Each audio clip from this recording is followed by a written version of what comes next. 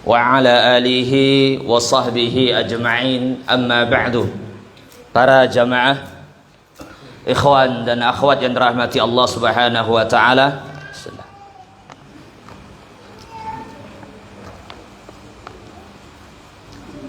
kita lanjutkan insyaallah tidak lama untuk menambahkan hal-hal yang perlu untuk kita ketahui, tanda-tanda dari berkahnya ilmu.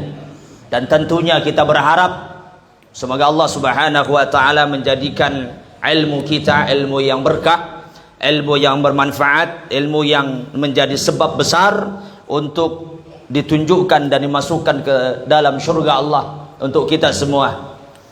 Para ikhwan, para jamaah, yang ketiga tadi kita sebutkan bahwasanya ilmu yang bermanfaat atau ilmu yang berkah itu semakin mendorong kita untuk beramal dan semakin mendorong kita untuk meninggalkan maksiat dan pelanggaran. Karena tentu ketika kita belajar ingin tahu kebaikan apa saja dan ingin tahu apa saja keburukan. Ya, kalau kebaikan kita pelajari dalam rangka untuk kita bisa mengamalkan. Kalau keburukan yang kita ketahui dalam rangka agar kita bisa selamat, terjaga dan terbentengi dari hal-hal yang buruk. Jadi harus diusahakan terus peningkatan kualitas amal saleh dan berhati-hati dari perkara-perkara yang haram. Al-Imam Ibnu Qayyim Al-Jauziyah rahimahullahu taala menyebutkan dalam kitab Da'wat Dawa, ya, beliau menjelaskan tentang masalah ini. Apa kata beliau? Di antara sebab atau di antara bentuk hukuman bagi orang-orang yang bermaksiat kepada Allah Subhanahu wa taala, kata beliau, adalah diangkatnya keberkahan atau hilangnya keberkahan. Berkah umur hilang, berkah rezeki hilang, usia berkahnya hilang, termasuk berkah ilmu. Kalau dia bermaksiat kepada Allah Subhanahu wa taala, jadi semakin banyak maksiatnya, itu akan semakin menghilangkan kualitas keberkahan ilmu. Jadi seolah-olah ilmunya tidak mempunyai manfaat. Seharusnya dengan ilmunya itu kualitas nilai ibadah semakin banyak, paling tidak betul-betul dia pegang kuat-kuat, dan dia semakin terbentengi daripada maksiat. Ikhwan para jamaah, itu diantaranya. Yang keempat, kita persingkat saja. Di antara tanda berkahnya ilmu itu adalah membuat dia semakin qanaah. Qanaah itu merasa cukup apa yang diberikan oleh Allah Subhanahu wa taala. Tidak tamak, tidak rakus, tidak serakah. Jadi apa yang Allah berikan, dia syukuri. Banyak dia syukuri, sedikit juga demikian. Dan dia bersabar. Kalau seandainya tidak sesuai dengan apa yang dia inginkan ataupun dia harapkan, qanaah, merasa cukup. Dan juga adalah zuhud terhadap dunia. Dari semakin dia belajar ilmu agama, semakin zuhud. Apa itu zuhud? Zuhud itu bukan meninggalkan dunia. Kesimpulan zuhud itu, kata ulama, menjadikan dunia untuk jembatan menuju kebaikan akhirat. Itu zuhud. Jadi zuhud itu bukan mandi dan mau, ya kawin dan tekanang, ya udahlah, besok pun nak mati, nanti kita pun bakal mati, nanti kita pun kembali ke tanah, ya, lalu disuruh makan dan mau, disuruh mandi dan mau, disuruh bekamas dan mau, disuruh kawin dan mau, nyusahkan orang. Ya, bukan itu zuhud. Zuhud itu capai dunia tapi untuk akhirat.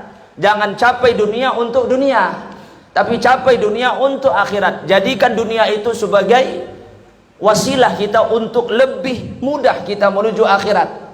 Ya, kebaikan-kebaikan akhirat. Itu zuhud. Ya, dan kata para ulama, di antaranya Imam Ahmad bin Hanbal, beliau mengatakan orang yang zuhud itu ada 3 tingkatan. Tingkatan yang pertama adalah zuhud dengan meninggalkan maksiat atau pelanggaran hal-hal yang haram. Nah, ini kata beliau zuhudnya orang awam. Dari secara umum orang kalau meninggalkan perkara-perkara yang haram itu zuhud, tapi tingkatan zuhud ini masih tingkatan awam. Umumnya orang mungkin sebagian demikian. Dan dia dikatakan zuhud. Yang kedua, kata beliau, ada orang meninggalkan sesuatu dari perkara-perkara yang mubah dan dia tidak berlebihan dengan perkara-perkara yang mubah. Memang dia lakukan perkara-perkara mubah itu, tapi tidak berlebih-lebihan. Kalau dia ngumpul dengan kawan, tidak berlebih-lebihan. Ada waktunya memang dia ngumpul, ngobrol, ketemu dengan kawan, dan itu perkara yang mubah. Ya, tapi tidak. Kalau bahasa kita semati gile ngumpul. Ya, dari sarap bahari sampai sarap apa? Sarap malam. Ya, pindah lagi ke sarap subuh.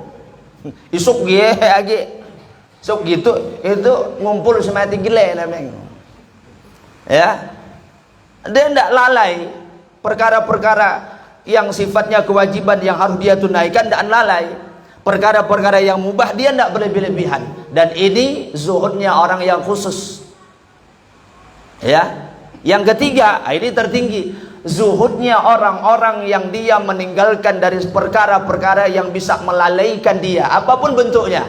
Baik itu yang mubah, baik itu apalagi yang makruh dan seterusnya. Dia berusaha semaksimal mungkin. Jangan sampai dia lakukan karena dia khawatir nanti bisa melalaikan dia dari taat, patuh, zikir kepada Allah. Ini orang yang zuhud dan zuhudnya lebih tinggi daripada yang pertama dan yang kedua. Ya, tapi buah daripada ilmu yang berkah demikian ikhwan. Berusaha untuk menjadi orang yang bersyukur, qanaah, dan dia menjadi orang yang zuhud. Dan Nabi SAW adalah manusia yang paling zuhud dan manusia yang paling qanaah. Ya, berusaha untuk menjadi orang yang demikian. Lalu apalagi buah daripada ilmu itu atau berkahnya ilmu itu? Dengan ilmu tersebut dia semakin tawadhu. Dan ini yang ditegaskan oleh Al-Imam Malik bin Dinar. Ya, perlunya dia betul-betul menghayati ilmunya, dan ilmunya itu semakin membuat dia tawadhu, lalu tidak sombong dan tidak angkuh dengan ilmu.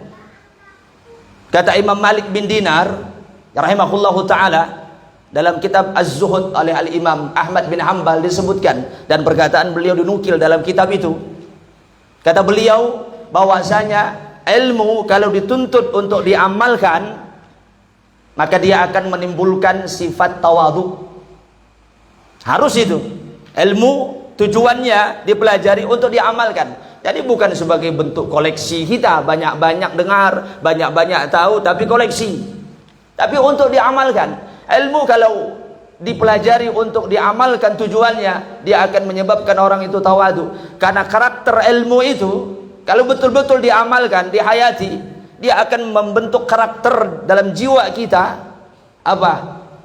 Jiwa yang khusyuk, jiwa yang tunduk, jiwa yang tahu tentang kedudukannya di mana. Sebagian dari perkataan Imam Ghazali itu dinukil. Kata beliau apa? Semakin bertambah ilmu, semakin tahu kita semakin bodoh. Ya, semakin tambah ilmu, tahu kita bahwasanya kita semakin bodoh. Oh, ternyata giye ke gesaang. Bodohnya nakui. Nah, kan gitu. Berarti dia tahu dia bodoh. Harusnya begitu. Semakin sadar dia itu jahil. Ya, semakin sadar dia itu bodoh. Ya, karakter itu harus kita tanamkan. Harus timbul tawadhu dalam jiwa kita.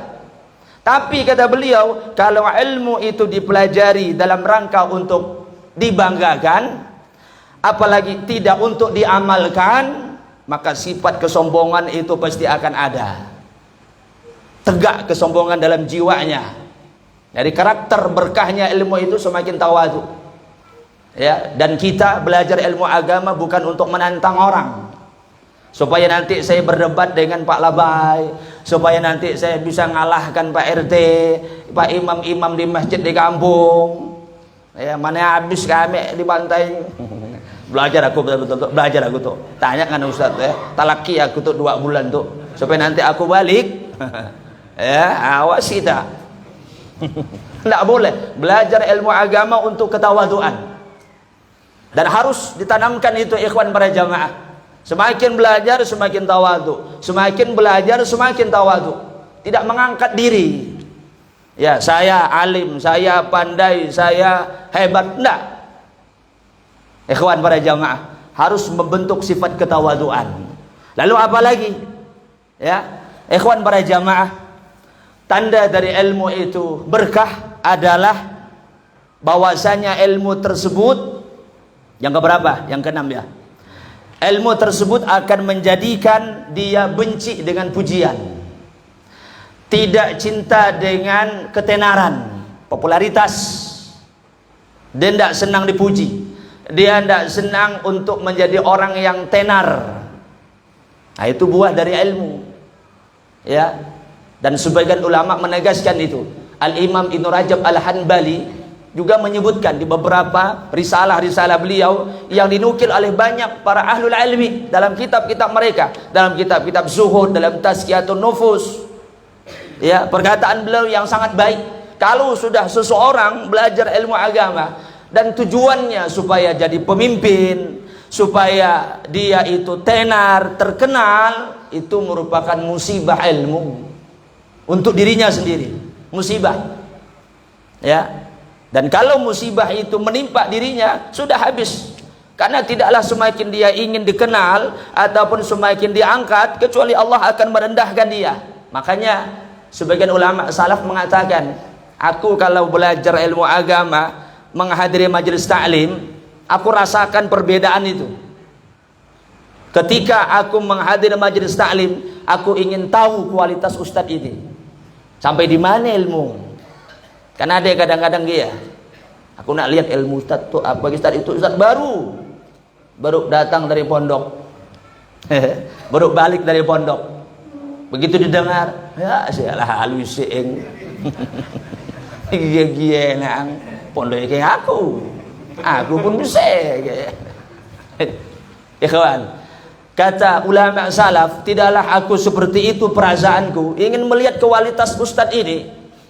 Ya, tidak menundukkan hatinya sebagai orang-orang yang khusyuk, kecuali Allah semakin merendahkan aku, semakin aku rasakan Allah menghinakan aku. Tapi tidaklah aku hadir ke majelis ta'lim dengan khudu, dengan khusyuk, dengan tawadu, ya, dengan apa? Aku ini ingin belajar, ingin faham agama dan ingin mendapatkan keberkahan, kecuali aku rasakan Allah semakin meninggikan derajat dan kedudukanku. Sebab siapa yang ingin terus diangkat, maka dia akan dijatuhkan. Siapa yang dia khudu dan khusyuk, dia akan diangkat oleh Allah Subhanahu wa taala derajatnya. Jadi ikhwan pada jamaah, itu yang harus betul-betul kita perhatikan. Ya, jadi jangan sampai kita ingin mencapai ketenaran, popularitas, menjadi orang-orang yang disebut sebagai alim di kalangan manusia. Kalaupun seandainya nanti dipuji padahal itu bukan tujuan, itu kabar gembira kata Nabi yang Allah Subhanahu wa taala dahulukan sebelum kabar gembira nanti di tempat-tempat terbaik di sisi Allah. Dipuji, dapat kebaikan, terkenal dan seterusnya. Itu kabar gembira dari Allah Subhanahu wa taala. Dan yang terakhir, yang ketujuh, para ikhwan, para jamaah, betul. Yang ketujuh, di antara tanda berkahnya ilmu adalah ketika kita belajar ilmu agama, hati kita semakin lembut, ya, karakter kita tidak kasar, jiwa kita ini jauh dari hasad dan dengki. Karena biasanya demikian, biasanya ahlul ilmi akan hasad dengan ahlul ilmi yang lain. Karena kata ulama, hasad itu biasanya terjadi karena satu level. Pedagang hasad dengan pedagang. Tidak ada pedagang hasad dengan petani. Lain level, lain kerjaan, lain jalur. Biasanya petani hasad dengan petani, pedagang hasad dengan pedagang, nelayan hasad dengan nelayan, ulama hasad dengan ulama, santri hasad dengan santri. Biasanya begitu. Ya. Jadi belajar ilmu agama itu membuat hati kita lebih tenang, kemudian kita menjadi lemah lembut. Ya, tidak ada hasad dalam jiwa kita, ingin menjatuhkan orang, tidak ada. Dan harus kita hindari itu. Karena ilmu itu membentengi kita dari kerusakan. Jangan sampai kita melakukan kerusakan. Tapi kalau kita belajar ilmu agama malah merusak keadaan, nah ini musibah. Ilmu apa yang kita pelajari selama itu? Ya. Jadi ikhwan para jamaah, karakter ini harus ada. Bukankah Nabi pernah menjamin? Apa kata Rasulullah dalam hadis Muslim? Yadkhulul jannata aqwamun afidatuhum misla afidatihim at-thair. Satu kaum akan dimasukkan oleh Allah ke dalam surga kalau hatinya sama seperti hati burung. Nah, hebat kan? Ya, itu hadis sahih, Imam Muslim meriwayatkan. Satu kaum akan masuk ke dalam surga kalau hati mereka itu sama seperti karakter hati burung. Apa karakter hati burung itu? 3 kata ulama. Pertama, rifqi walin, hatinya lemah lembut. Burung itu hatinya lemah lembut. Tidak ada hasad pada burung untuk kawannya. Hasad dengan sarang kawannya lebih besar. Ngapain sarangnya lebih besar, sarangku kacik. Ngapain ulat yang didapatkan lebih banyak, padahal dia adaan seberapa hebatnya, aku tang sikit. Tidak ada burung hasad. Ya, burung pipit hasad dengan elang. Burung elang hasad dengan tukukur. Intinya burung itu hatinya lembut, tidak ada sifat hasad. Dia kerja-kerja cari nafkah untuk makan dia. Pagi-pagi dia berangkat, pulang sudah. Ketika dia berada di sarang, dia tidak hasad. Ketika kerja, dia tidak hasad. Ketika dia cari makan, tidak hasad. Ya, rifqi walid. Tawakalnya juga kuat. Burung itu punya karakter tawakal yang sangat kuat. Makanya burung tidak akan pernah dia merana di sarang, putus asa, apalagi galau. Ya, udahlah, kita banyak masalah tuh. Ya, ekonomi pun makin sulit, harga-harga pun makin naik, udah kita di sarang aja lah. Enggak, dia nak kenyang, nak lapar, berangkat dia. Dia bertawakal kepada Allah dalam kondisi optimis. Bersiul-siul, menyanyi-nyanyi dia pagi hari. Nanti balik pun dia riang gembira, mensyukuri dari apa yang Allah berikan padanya. Nah, karakter burung lemah lembut, halus, tawakalnya kuat, dan dia takut kepada Allah. Makanya burung yang korupsi. Ya, nggak ada ya burung korupsi, mencuri mungkin, ya karena dia kan binatang. Tapi dia korupsi ya, dia zolim dengan anak-anaknya, ndak ada. Dia kasih sayang dengan anak-anaknya. Ya, pelajarannya di situ rifqi walin, hati itu dilemah lembutkan, dan itu buah daripada ilmu. Para ikhwan, para jamaah, ya, itu yang jadi perhatian besar untuk kita. Satu sisi kita bersyukur kepada Allah karena Allah tunjukkan kita kepada hidayah ilmu. Petunjuk itu sudah ada, kajian itu sudah banyak, dan kita alhamdulillah menjadi orang yang belajar, salah satu penuntut ilmu. Ya, lalu kita komitmen dengan itu dan istiqomah, dan kita perbaiki kalau seandainya ada yang tersalah dari jiwa kita, dari karakter kita, agar ilmu itu betul-betul berkah untuk kita dapatkan. Ya, jangan menjadi benalu dan musibah untuk diri kita. Nauzubillah. Baik, kita persingkat dengan demikian. Mudah-mudahan sedikit ini memberikan manfaat kepada kita semua, dan terutama kepada Anda pribadi, dan tentunya hal-hal yang terkurang banyak, ya, dan itu hanya sebagai bentuk yang kita sampaikan, sebagian kecil di antara tanda-tanda ilmu yang berkah, ya. Allahu a'lam. Baik, di sini ada pertanyaan, ya. Apakah boleh tidak menghadiri majelis ilmu karena malas ataupun capek? Apakah kita akan dihukum di akhirat akibat kejahilan kita sebab kita malas ikut kajian? Para ikhwan, para jamaah, pertama, malas itu penyakit. Malas itu penyakit. Apapun kalau sudah malas pasti jadi penyakit. Dan kalau sudah malas hasilnya buruk. Apapun. Ya, makan kalau malas ya sudah. Mandi kalau malas ya sudah. Dan mandi. Ya, kawin kalau malas ya udah, dan kawin. Karena malas. Malas tapi pun buruk. Ya enggak? Ya. Nah, kecuali malas maksiat, nah mungkin bagus tuh. Ya. Ngapain dan berjudi? Malas aku. Bosan. Ya. Dengan biak yeye toilet. Mungkin bagus juga sih. Ya. Tapi malas itu penyakit. Kalau sudah menyerang kita. Yang kedua, malas itu berkaitan dengan masalah kualitas iman. Kenapa kita kadang-kadang futur, kadang-kadang malas? Ya karena dia berkaitan dengan masalah iman. Karena iman itu yazidu wa yanqus. Iman itu bertambah, iman itu berkurang. Kadang dia bertambah, semangatlah kita. Kalau dia berkurang, futur dan malaslah kita.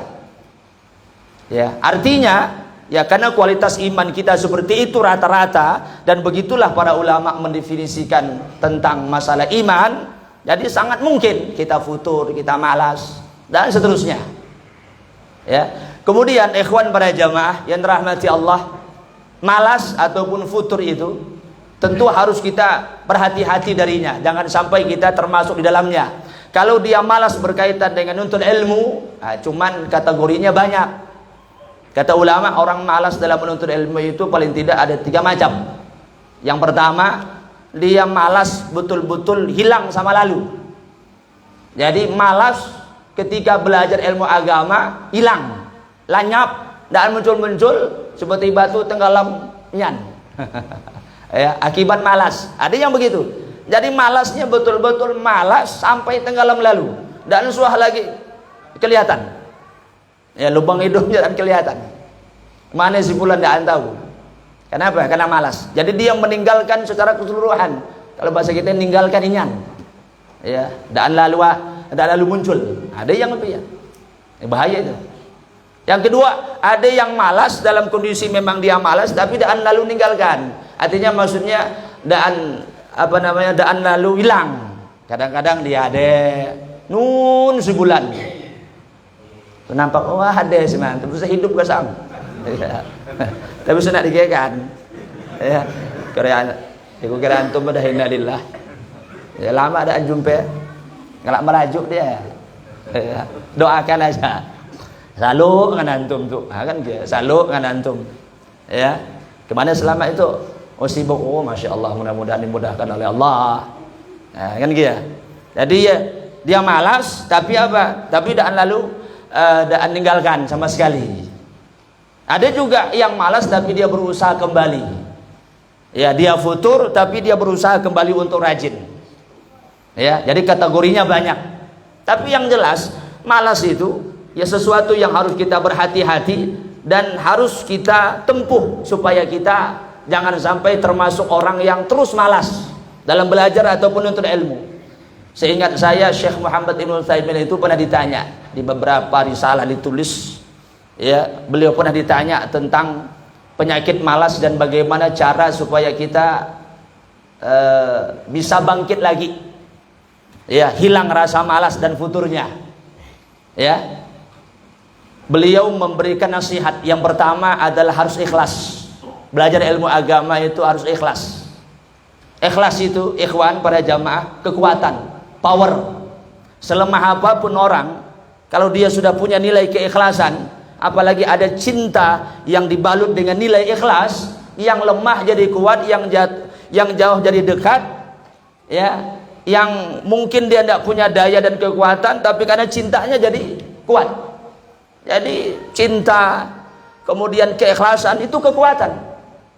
Kenapa kita mungkin futur? Karena kita tidak ada kecintaan, pengagungan itu nggak ada. Nilai keikhlasan itu sedikit. Nah itu yang menyebabkan kita lemah atau menyebabkan kita malas. Jadi harus ditanamkan nilai keikhlasan. Ya, kalau sudah ikhlas, nanti Allah akan tumbuhkan dalam hati kita kekuatan. Ya, karena itu menghadir majelis taklim itu harus ikhlas. Mulai dari rumah harus tanamkan keikhlasan. Ya, kalau sudah ikhlas, maka di antara bentuk balasan kebaikan yang kita lakukan, Allah timbulkan kebaikan yang selanjutnya untuk kita. Allah mudahkan. Jadi harus tanamkan keikhlasan. Ya. Yang kedua, harus bergaul dengan orang yang rajin. Ya, jangan udah malas bergaul dengan orang super malas. Oh, udah ikut malas juga. Ya, bergaul dengan orang yang rajin, cari teman kawan yang rajin, gimana?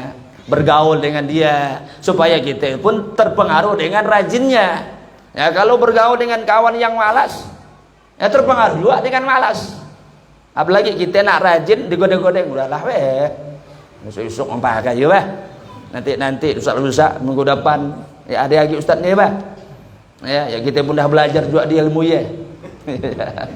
ya tolong diulang di. Malaslah kita jadi. Kalau kawan dengan orang pemalas. Dan juga sabar. Harus itu. Nilai kesabaran itu harus. Karena nuntut ilmu itu ujian. Ya, yang perlu kesabaran. Sebagaimana kita melaksanakan ibadah yang lain, perlu kesabaran. Dan ulama mengatakan sabar itu dalam ibadah ada 3. Sabar sebelum ibadah, sabar ketika ibadah, sabar setelah ibadah. Nah, sabar sebelum ibadah, persiapkan jiwa kita, ya persiapkan badan kita. Makanya kalau seandainya kita dalam kondisi yang mungkin badan kita capek segala macam, ya maka posisikan diri kita, badan kita siap. Ya, jadi sebelum kita hadir ke majelis taklim, persiapkan dulu waktunya, persiapkan dulu tenaganya, mungkin kita istirahat dan seterusnya, supaya nanti kita di majelis taklim maksimal dan optimal. Ya, itu sebelum. Ketika sedang ibadah pun juga harus sabar. Sabar mendengarkan kajian. Ya, kalau tidak sabar ya balik juga kita semua. Ya ustadznya pun balik. Dan sabar kan? Balik aja lah. Lebih balikan semua. Karena tidak sabar. Ya harus sabar. Apalagi duduk kan? Duduk kirap-kirap mati dengarkan ustadz kan. Ya kirap-kirap mati kan. Dan boleh ngomong dan boleh. Ngobrol dan boleh. Minum pun absupan, ya kan? Harus apa ya? Maksimal optimal, ya enggak? Harus sabar. Ya. Jadi ikhwan para jamaah begitu. Jadi berusaha. Ya. Apakah kita akan dihukum di akhirat akibat kejahilan kita? Ya, orang jahil itu kan macam-macam. Ada orang jahil karena memang dia tidak mau tahu. Dia jahil tapi tidak mau tahu. Orang jahil seperti ini akan dihukum dan tidak ada uzur untuknya. Karena ilmu sudah tersebar. Kemudian majelis taklim itu sudah banyak diadakan. Buku-buku agama sudah banyak dijual dan disebarkan. Dan ditawarkan kepadanya untuk belajar. Ya, tapi dia tidak mau tahu. Nah, orang seperti ini bertanggung jawab di hadapan Allah terhadap ketidaktahuan dia. Dia akan ditanya, kenapa engkau melanggar? Tidak tahu. Kenapa kau tidak tahu? Tidak mau tahu, tidak mau tahu. Ya, ada juga orang yang jahil dalam proses ingin tahu. Nah, seperti para penuntut ilmu, dia lagi proses belajar, menghadiri majelis taklim, tapi kadang-kadang dia pun jatuh dalam perkara-perkara kesalahan. Maka kesalahannya akan dimaafkan oleh Allah Subhanahu wa taala karena ketidaktahuan dia. Karena kalau seandainya dia melanggar dan dia faham itu adalah salah, dia akan kembali dan bertaubat kepada Allah. Ya, dan dia pun melanggar karena ketidaksengajaannya. Dan Nabi mengatakan, rafa'al qalam, akan diangkat qalam, akan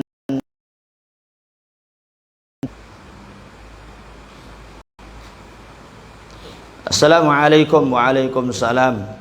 Nanya di luar tema, apakah benar orang yang membaca Al-Quran ketika mayat telah dikuburkan, ya, mayat yang telah dikubur berdalil dengan perkataan Utsman bin Affan, apabila aku mati maka bacakanlah Al-Quran. Allahu a'lam, ana tidak tahu perkataan ini, ya, ana tidak tahu ya di kitab apa perkataan beliaunya sahih ataupun tidak, Allahu a'lam. Akan tetapi ikhwan para jamaah yang rahmati Allah, membaca Al-Quran di sisi kuburan tidak datang dari hadis-hadis yang sahih, tidak ditunjukkan dalam dalil itu dianjurkan, tidak diamalkan oleh sahabat, dan kita juga tidak mendapatkan perintah-perintah itu. Lalu apa tujuannya membaca Al-Quran di sisi kuburan? Ya, kalau niatnya adalah untuk supaya pahalanya untuk ahli kubur, lalu dia beranggapan dan berkeyakinan bahwasanya pahalanya akan sampai kepada ahli kubur, maka para ulama pun membahasnya. Walaupun ada sebagian ulama yang mengatakan itu nyampai bacaannya kepada ahli kubur. Ya, tapi justru dalam mazhab Syafi'i itu tidak bakal nyampan dan tidak bermanfaat untuk si mayit. Ulama-ulama bermadzhab Syafi'i itu menegaskan hal tersebut, tidak nyampai. Ya, kenapa? Karena seseorang itu akan mendapatkan sesuai dengan apa yang dia usahakan, dan tidak mungkin seseorang mendapatkan sesuatu yang tidak dia perbuat. Lalu dia mendapatkan sebuah pahala dari sebab amalan orang. Tidak mungkin. Dia akan dibalas dan dia akan mendapatkan sesuatu karena dia itu telah melakukannya dari perbuatan tersebut. Ya, yang jelas ini tidak masyhur di kalangan para salaf tentang amalan tersebut, membaca Al-Quran di sisi kuburan. Ya, dan Nabi yang mulia SAW pernah berdoa kepada Allah, Allahumma taj'al qabri wathanan yu'bad. Ya Allah, janganlah engkau jadikan kuburanku sebagai tempat yang diibadahi, wathanan yu'bad. Ya, jadi tempat berhala yang dijadikan tempat ibadah. Nah, jadi kalau dia mengatakan itu perkataan Utsman ibn Affan, Allahu alam riwayatnya sahih ataupun tidak.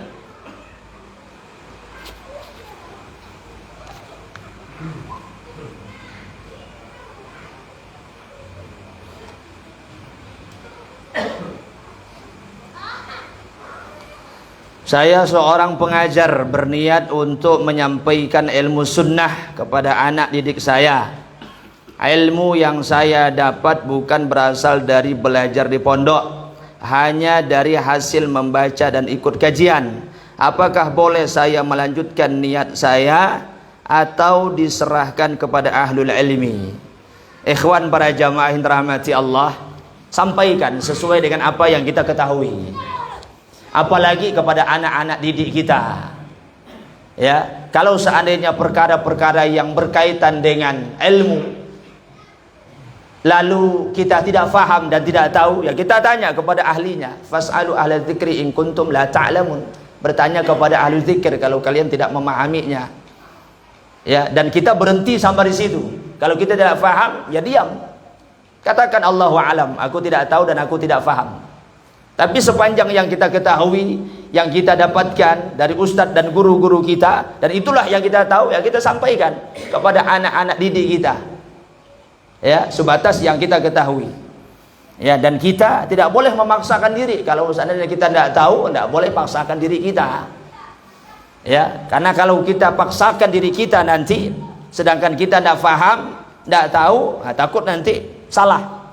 Ya, salah dalam menyampaikan, salah dalam menghukumi dan seterusnya. Ya, hal-hal yang berkaitan dengan amalan-amalan sehari-hari dan kita faham itu, kita sampaikan, dan itu amal jariah untuk kita. Ya.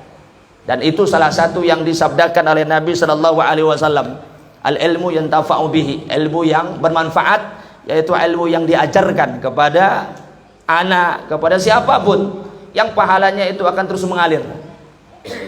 Ya, jadi ambil kesempatan itu. Walaupun mungkin kita bukan pengajar ilmu agama, mungkin kita ini pengajar matematika, pengajar ilmu-ilmu dunia dan seterusnya. Karena apa? Karena ulama mengatakan, di antaranya Syekh Muhammad Ibn Utsaimin rahimahullahu taala, ketika beliau mengomentari hadis Nabi, ya, di antara ilmu yang, di antara amal yang terus mengalir pahalanya adalah ilmu yang bermanfaat.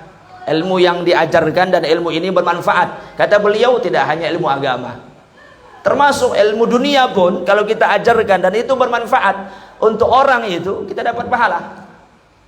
Ya, dia bertanya kepada kita gimana tentang ilmu pertanian, lalu kita ajarkan, lalu dia dapat ilmu dan pengetahuan, dengan sebab itu dia amalkan, dia praktekkan, lalu bermanfaat untuknya, pahala untuk kita. Ya, walaupun kita dah mati nanti, pahala terus untuk kita. Ya, jadi ini tidak hanya terikat dengan ilmu agama, tapi juga terikat dengan ilmu hal-hal yang bermanfaat untuk dia di dunia ini. Ya, ilmu-ilmu selain daripada ilmu agama. Jadi ajarkan sesuai dengan kemampuan dan apa yang bisa kita sampaikan kepada anak-anak didik kita tentang tauhid segala macam. Ya, dan ikhwan para jamaah, itu yang perlu untuk kita betul-betul perhatikan. Karena kadang-kadang sebagian guru ini tidak mau atau bahkan dia tidak pandai mengambil kesempatan. Orang mengajarkan matematika itu bisa sekaligus mengajarkan tauhid. Ya, 1 tambah 1 jadi 2. Dimasukkan nilai tauhid. Allah itu 1. Ya, Allah itu esa.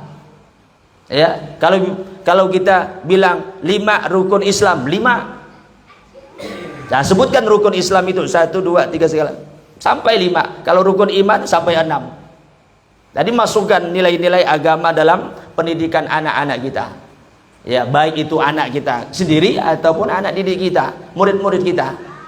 Sampaikan sesuai dengan kemampuan. Ya. Allahu a'lam bishawab. Ada lagi? Sudah cukup. Insyaallah. Baik. Dah ya. Sampai di sini ikhwan para jamaah yang dapat kita bahas, mudah-mudahan memberikan manfaat kepada kita semua. Ya. Mudah-mudahan di lain kesempatan kita bisa bermajlis kembali, dan mudah-mudahan Allah Subhanahu wa taala berkahi ilmu kita dan bisa kita amalkan dan kita praktekkan dalam kehidupan kita sehari-hari. Amin Allahumma amin. Kurang lebihnya mohon maaf. Tentu yang benar dari Allah Subhanahu wa taala, yang tersalah, yang terkhilaf, yang terkurang tentu dari kedhaifan dia menyampaikan. Wassallallahu ala nabiyyina Muhammadin wa ala alihi washabbihi ajma'in. Subhanakallahumma wa bihamdika asyhadu an la ilaha illa anta astaghfiruka wa atubu ilaik. Assalamualaikum warahmatullahi wabarakatuh.